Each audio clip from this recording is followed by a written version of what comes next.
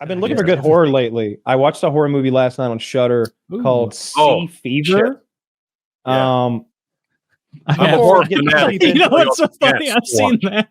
You've seen Sea Fever, man. All right, so it's definitely a B movie based, budget wise, but I would say a B plus budget. There's no parts that look so bad that you laugh at. It's certainly not like Sharknado or it's not goofy. It's taken seriously. Essentially, there's a fishing vessel with a lot of people on it, including some sort of student scientist who's there to do some like accompanying research maybe on the ocean. She's tagging along. They've let her go. And it looks like a whole Scandinavian crew and Scandinavian actors who you'll recognize if you've seen a lot of stuff, Vikings and shit like that. You're like, I've seen you before. And basically, the captain wants to make a little extra money. So he goes into a exclusion zone, a place where you're not allowed to fish. And they even remark, hey, there's whales here. They usually stay out of the fishing lanes. They hate the boats. And it's like, yeah, we're not in the fishing lanes anymore. We've gone to where boats don't usually go at all. We're out here where we're not supposed to be. And they run into a enormous creature that mistakes them for a dead whale, their boat for a dead whale, that it would feed on and put its little baby tadpoles in. And so their boat becomes infected by little baby tadpoles. And then the people get infected by little baby tadpoles. And where this guy's, I don't want to spoil what happens, but there's an explosive reaction that is real gruesome that happens because someone had little baby tadpoles in them. And it's how we find out that there are, in fact, little baby tadpoles on the ship. They're like, oh, there they are. Fuck. And it gets increasingly darker and darker. Yeah. And it doesn't have a happy ending.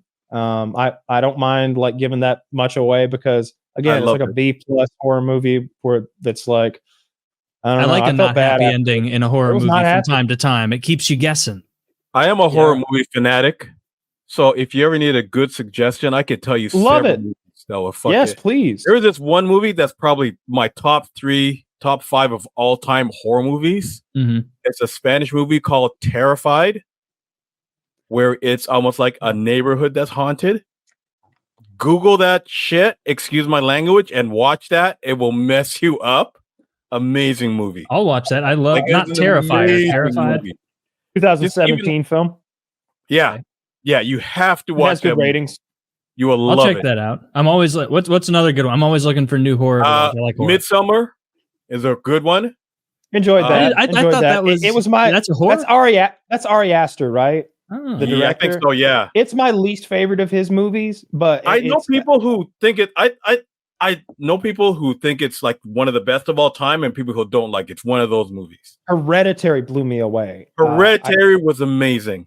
I had to watch it twice to enjoy it and appreciate it. I disliked it the first time. I maybe came on. I maybe even came on here and shat on it, and I really got caught up on that little girl. And look, I know that's how she looks. Her face is a bit unfortunate to look at. Yeah. And it was off-putting to me. And she kept doing those little like ticks, that clicking tick she does. And that was really off-putting to me for some reason too. And every now and then I watch something and I'm queasy, like unrelated to that. I'm like sick to my stomach.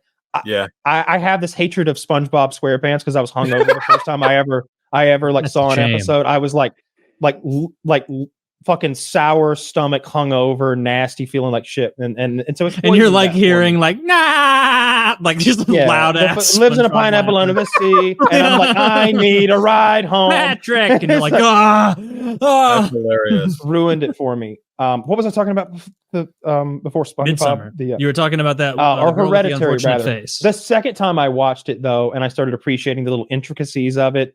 The hidden details, the symbolism. Exactly. I missed huge plot points the first time I watched it, and I usually think I'm good at that, but I was like, holy shit. She was there though. This character was watching way earlier than she's introduced. There she is in the background, or oh, this happened here and there, and oh shit, what's that in the fucking shadows? There's lots of that. Yeah. And the last 10-20 minutes of that movie are a shit show roller coaster goat fuck. It goes wild. Yeah. The only thing that I can compare it to, as far as, I like that when you come out of nowhere and hit the audience in the fucking teeth when they've just been taking body blows all night. It's like, whoa, wasn't ready for this. It's Bone Tomahawk. You seen that shit? I've seen that one. When the thing that happens fucking happens in Bone Tomahawk, you're like, oh, we're not watching a Western anymore. We went straight to cannibal horror film. Holy shit. I've never They go from that normal that gory before. They go from like a normal Western, like it's a little quiet out here on not just normal, but good here. And then good slow burn, good acting. I was enjoying it. And then in like maybe 25 seconds, it goes from that to absolute brutality. And then it gets worse and worse and worse until they're in the cages. Hear me out here. Wouldn't you watch a whole TV series about that cast just doing normal cowboy shit without cannibals? Like, some rustlers came and took Bill's herd. Come on, Roscoe, let's go get. And that group of guys just rides off and deals with some rustlers. I would need a little cannibalism. Lots of eating beans and campfires. You need the cannibalism. All there would need to be hints of it, and there'd be like, there's human-shaped mouths eating our steer. Like that. Bone Tomahawk's hardcore. Little death whistle here. Guess it's not a cannibal anymore. It's eating our steers. I love the old A lot of the best horror movies are foreign movies. Like if you get out of American productions that tone their stuff down, like Hereditary is like a rare example, but there's like, what's the zombie? Train to Busan. Very good. Very good. Have you seen that one? Of course. Yeah. I love Korean stuff. That was a cool one. Like they're the when cool you get out of the States, like there's some really messed up ones that will screw with your head. Yeah. There's a bunch of good like Asian horror, whether it's like Korean or Thai, Japanese, like there's a ton of those out there. And what's your favorite vampire movie? Mine? I don't know. Okay. Bram Stoker's Dracula. With Keanu and Gary Oldman and amazingly done. Winona Ryder. And Anthony. What's Hopkins the Tarantino one? And Carrie Ewells. What are you talking about? Dusk Till Dawn? Yes, the one that becomes a vampire movie at the very end. I like that. Yeah, that was Robert Rodriguez movie pinned by Quentin Tarantino. It was more hokey than scary.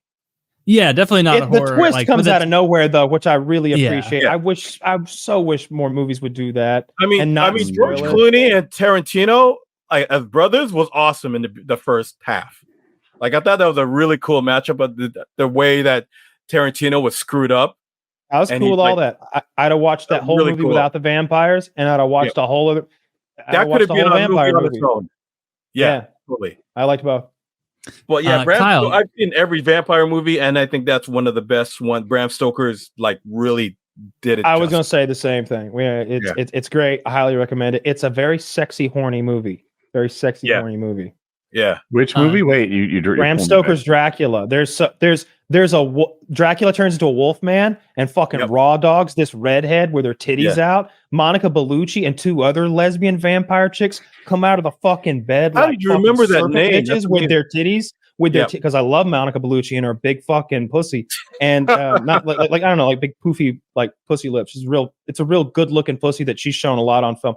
Big titties. She's the chick who gets raped in Irreversible. Oh, I'm a huge fan of. Now you're on board. Her. Yes. Her and two other lesbian vampire bitches come out of Keanu's bed and they're like sucking his dick and biting his ball sack and shit. Really and Dracula's like, bitches, get the fuck away from him. He's mine. But don't worry, I got a brand new human baby infant, and he hands it to him, and they're just like, they like rip it apart, tear it to pieces while it screams. And Keanu's like watching all that shit go down. And then later on, you get the Wolfman raw dog and the redhead, which I mentioned. But then Lucy in general, the redhead. I might just want to watch highlights. Just titties out everywhere. This sounds pretty fucking stupid. Like Dracula, it is as close to the original book that as any Dracula story there's ever been. It is. And my next one was Interview with the Vampire.